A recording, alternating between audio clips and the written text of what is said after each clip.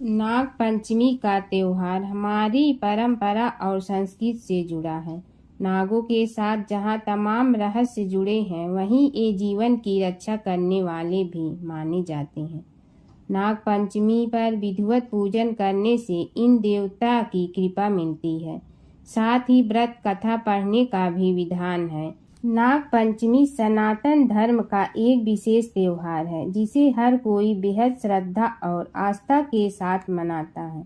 यह पर्व नाग देवता को समर्पित होता है। 3 शुभ मुहूर्त में नागों की पूजा करने से विशेष फल की प्राप्ति होती है। नाग पंचमी पर भगवान शिव के प्रिय नाग देवता की पूजा होती है। इसके लिए घर के दरवाजे के दोनों तरफ नाग की 8 आकृतियां बनाएं और हल्दी, रोली, चावल, घी, दूध, फूल आदि से नाग देवता की पूजा करें। नाग पंचमी का भोग एक दिन पहले तैयार किया जाता है। मंदिरों या शिवालयों में इस दिन तांबे के नाग की पूजा होती है। नाग पंचमी की पौराणिक कथा। प्राचीन काल में एक सेठ जी के 7 पुत्र थे। 7 के विवाह हो चुके थे। सबसे छोटे पुत्र की पत्नी श्रेष्ठ चरित्र की विदुषी और सुशील थी, परंतु उसके भाई नहीं थे। एक दिन बड़ी बहू ने घर लीपने को पीली मिट्टी लाने के लिए सभी बहुओं को साथ चलने को कहा, तो सभी धलिया और खुरपी लेकर मिट्टी खोदने लगी। तभी वहां एक सर्प निकला, जिसे बड़ी बहू खुरपी से मारने लगी। यह देखकर छोटी बहू ने उसे रोकते हुए कहा, मत मारो इसे, यह बेचारा निरपराध है। यह सुनकर बड़ी बहू ने उसे नहीं मारा। तब सर्प एक और जा बैठा। तब छोटी बहू ने उससे कहा, हम अभी लौट कर आती हूँ, तुम यहाँ से जाना मत। यह कहकर वह सबके साथ मिट्टी लेकर घर चली गई और वहाँ काम काज में फंसकर सर्प से जो वादा किया था उसे भूल गई। उसे दूसरे दिन वह बात याद आई, तो सबको साथ लेकर वहां पहुंची और सर्प को उस स्थान पर बैठा देखकर बोली, सर्प भैया नमस्कार। सर्प ने कहा, तू भैया कह चुकी है, इसलिए तुझे छोड़ देता हूँ, नहीं तो झूठी बात कहने के कारण तुझे अभी डस लेता।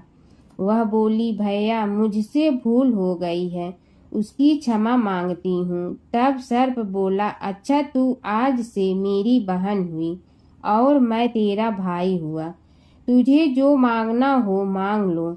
वह बोली, भैया मेरा कोई नहीं है, अच्छा हुआ जो तू मेरा भाई बन गया। कुछ दिन व्यतीत होने पर वह सर्प मनुष्य का रूप रखकर उसके घर आया और बोला कि मेरी बहन को भेज दो।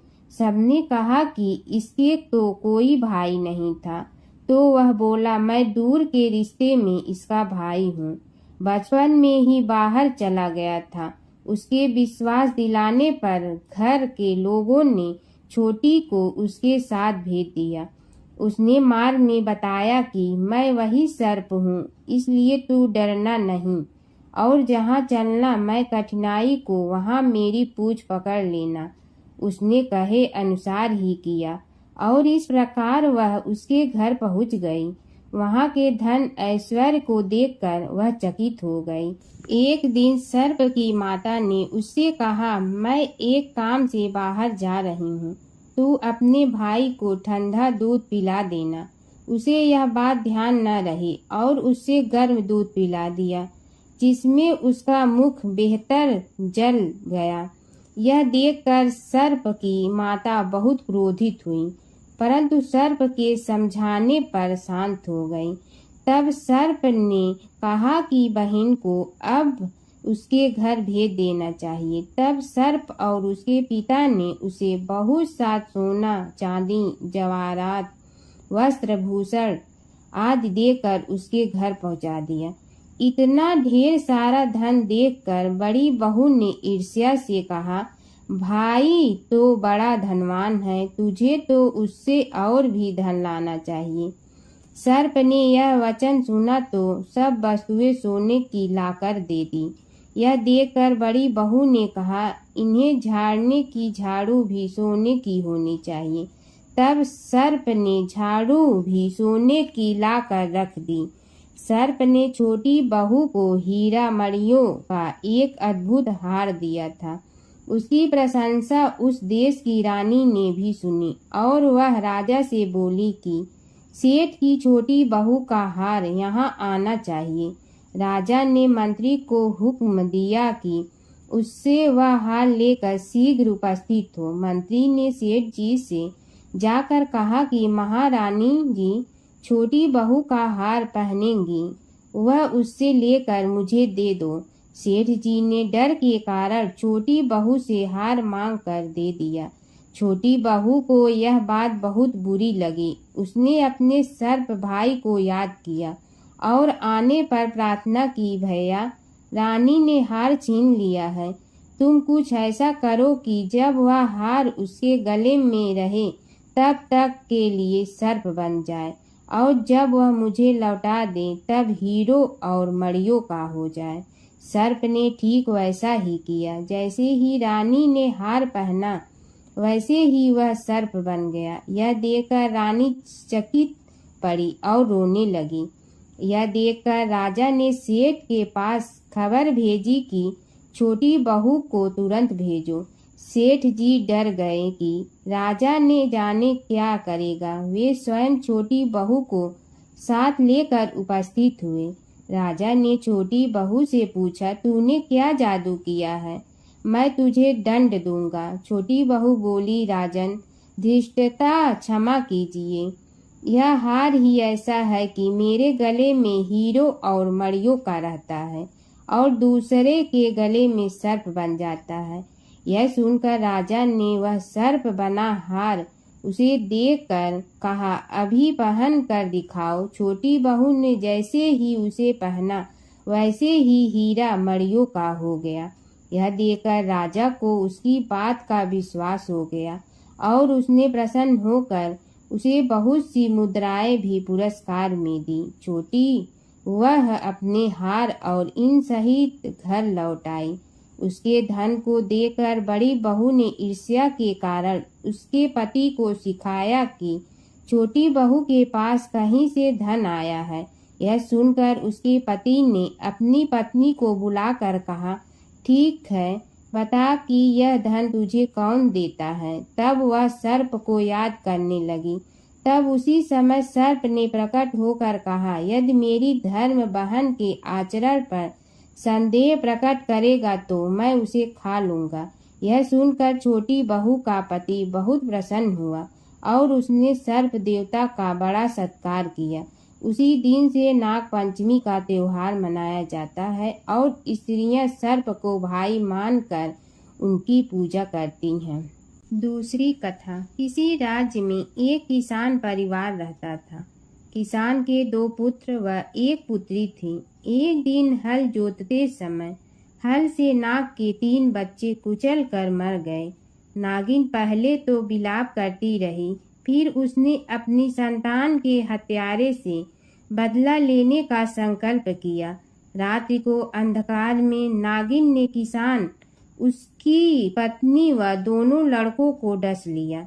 अगले दिन प्रातः किसान की पुत्री को डसने के उद्देश्य से नागिन फिर चली तो किसान कन्या ने उसके सामने दूध का भरा कटोरा रख दिया। हाथ जोड़ क्षमा मांगने लगी। नागिन ने प्रसन्न होकर उसके माता पिता व दोनों भाइयों को पुनः जीवित कर दिया। उस दिन श्रावण शुक्ल पंचमी थी। तब से आज तक नागों के कोप से बचने के लिए इस दिन नागों की पूजा की जाती है। नाग पंचमी की कहानी। नाग पंचमी की पौराणिक कथा के अनुसार पांडवों के अर्जुन के पौत्र और राजा परीक्षित के पुत्र जन्मेजय ने नागों से बदला लेने और उनके वंश के विनाश के लिए एक यज्ञ किया। वह नागों से अपने पिता राजा परीक्षित की मृत्यु तक्षक नामक सांप के काटने की वजह होने का बदला लेना चाहता था। उनके इस यज्ञ को ऋषि जरत पारु के पुत्र अस्तिक मुनि ने रोका था और नागों की रक्षा की थी। यह तिथि सावन की पंचमी मानी जाती है। सांपों को शीतलता देने के लिए उन्होंने उनके शरीर पर दूध की धार डाली थी। तब नागों ने आस्तिक मुनि से कहा कि पंचमी को जो भी उनकी पूजा करेगा उसे कभी भी नाग दंश का भय नहीं रहेगा।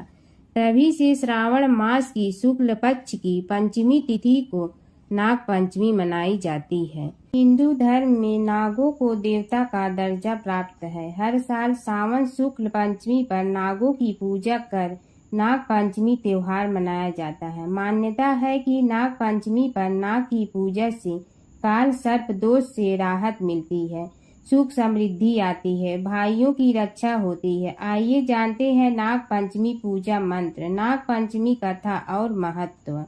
हिंदू धर्म मानने वाले हर साल हरियाली तीज यानी सावन शुक्ल तृतीया के 2 दिन बाद नाग पंचमी का त्योहार मनाती हैं। इसे भैया पंचमी के नाम से भी जाना जाता है। इस त्योहार पर स्त्रियां नाग देवता की पूजा करती हैं और सर्पों को दूध अर्पित करती हैं। इस दिन स्त्रियां अपने भाइयों और परिवार की सुरक्षा के लिए प्रार्थना भी करती हैं। मान्यता है कि इससे सुख समृद्धि भी आती है। माना जाता है कि सर्पों को अर्पित किया जाने वाला दूध और उनका पूजन नाग देवताओं के समक्ष पहुंच जाता है। इसलिए लोग नाग देवताओं के प्रतिनिधि के रूप में जीवित सर्पों की पूजा करते हैं।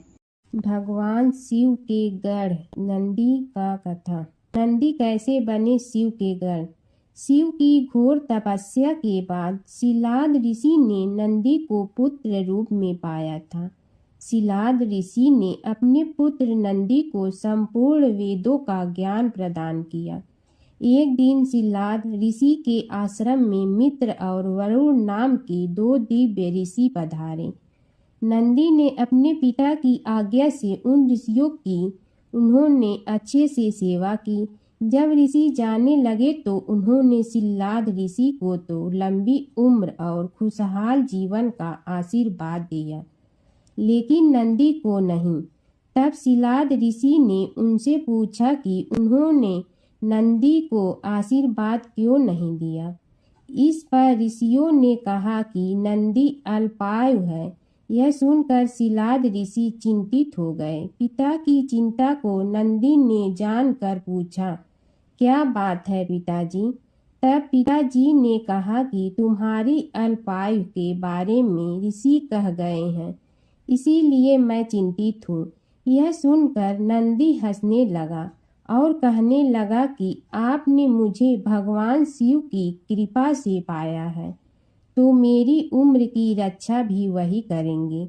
आप क्यों चिंता करते हैं। इतना कहते ही नंदी भुवन नदी के किनारे शिव की तपस्या करने के लिए चले गए। कठोर तप के बाद शिव जी प्रकट हुए और कहा, वरदान मांगो वत्स। तब नंदी ने कहा कि मैं उम्र भर आपके सानिध्य में रहना चाहता हूँ। नंदी के समर्पण से प्रसन्न होकर भगवान शिव ने नंदी को पहले अपने गले लगाया और उन्हें बैल का चेहरा देकर उन्हें अपने वाहन, अपना दोस्त, अपने गढ़ों में सर्वोत्तम के रूप में स्वीकार कर लिया। जय शिव ओंकारा प्रभु जय शिव ओंकारा, ब्रह्मा विष्णु सदाशिव अर्धांगी धारा।